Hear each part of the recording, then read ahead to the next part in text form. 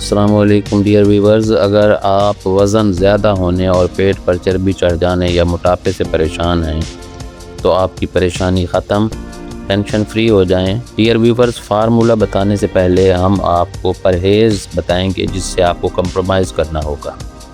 وہ چیزیں جن سے وزن زیادہ ہوتا ہے اور فالتو چربی جسم پر چڑھ جاتی ہے، ان سے پرہیز کرنا ہوگا، جیسے سموسے، پکوڑے، تلی ہوئی چیزیں، باربیکیوز اور ڈرنکس۔ اگر آپ پرہیز کریں گے تو یہ فارمولہ آپ کو جلد از جلد سمارٹ اور ہینڈسم بنانے کے لیے مددگار ہوگا۔